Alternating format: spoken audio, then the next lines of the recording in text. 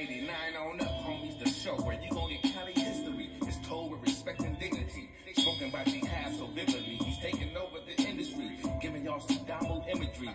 Damn you, if you ain't hitting them likes, come on, subscribe. Check out the channel and I bet that will make you decide to tune in every chance you get. It's lit, and some of y'all can learn a bit from this gangster shit.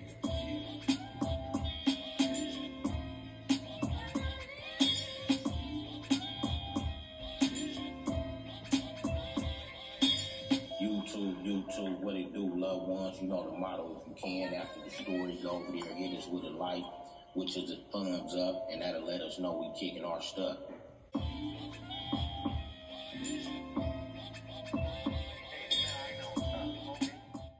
I want to thank the homeboy G League Deuce for the intro from the legendary monumental historical hip-hop album, Banging on Wax. You can reach him on Instagram at Solid from Day One. I want to ask you a couple questions about men being emotional. You know what I'm saying? You know, becoming depressed, emotional, or even crying in front of one another, homie. What's your opinion about that, BJ? To be honest with you, the thing is, as being growing up, men were taught to be macho. And so, all the times that every man was in our life, they taught us that showing your biggest emotion, crying, is a weakness. And somehow, you know, I think we forget about it, but the majority of people that I do know, other men, that crying is a weakness, and that when people see you crying, they're going to take advantage of you. So I was always raised not to cry in front of people or in front of women or nothing. You know what I mean? That way, if me and my woman get into it, she don't have nothing to carry on my head that make me look sorry. You know what I mean? Make me look like I'm unworthy. Now that I'm older, I know it ain't true. But, you know, as a kid, that's why a lot of us didn't cry or show emotions in front of people. You know what I mean? We played tough, but really on the inside, we be hurt. And sometimes holding it on the inside, that I'm older now to understand that when you hold all these things in, all that pain turns into a monster inside you. And when it turns into a monster inside you, and it finally do get out, it's going to have you doing things that you're not conscious of, that when you finally get conscious of what you're doing, it may be too late. You might have lost your mind or hurt too many people. Hey, what's the first time you felt emotional in your life, dog? Like, you know, coming up, I'm going to put it on a banging level because we all started kind of young, homie. Banging, homie, what was your first emotional experience where you kind of like cried to yourself or felt hella emotional? Homie, can you recall your first age experience of emotionalness? Yeah, the first time I had some emotions, that's when I found out about that was at my homie Frog funeral. I had a homie named Frog. When I was younger, he took care of me growing up, and I believe it was 83. He got killed in front of my house, and I didn't see him because when he got shot, he took off running. He took off running and made it all the way to his house, to his porch, and called his mama outside. Then he died, and I saw him then. Like when I went up the street, I saw him in the yard. So seeing him in the casket, that really bothered me because I looked at him like a big brother. You know what I mean? And that was the first time I like getting in front of people and acted out. And the homies pulled me to the side, and my daddy pulled me to the side. After telling me to get to this that, and that's where I got that attitude from.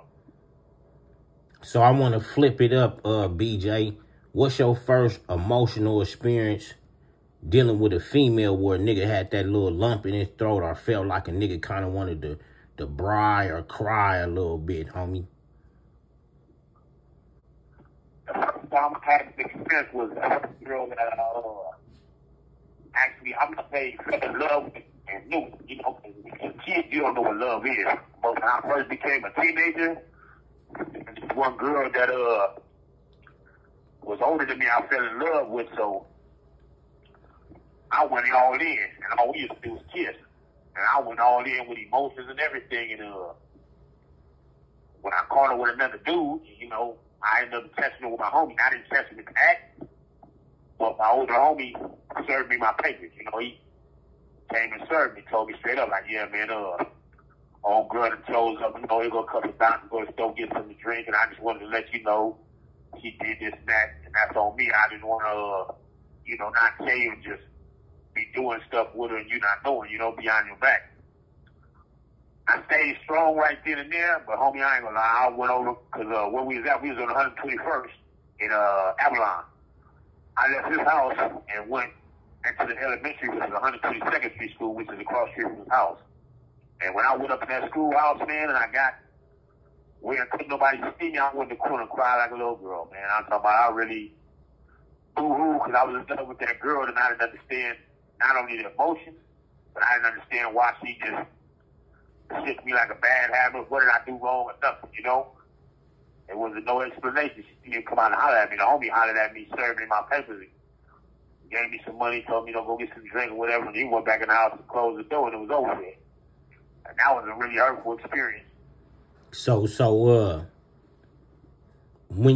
I want to push the time up to when we kind of like, you know, in our 18, 19, 20 years old and get into one of them relationships where really, you know, nigga in the county jail, nigga coming home, nigga on the streets, niggas hanging out.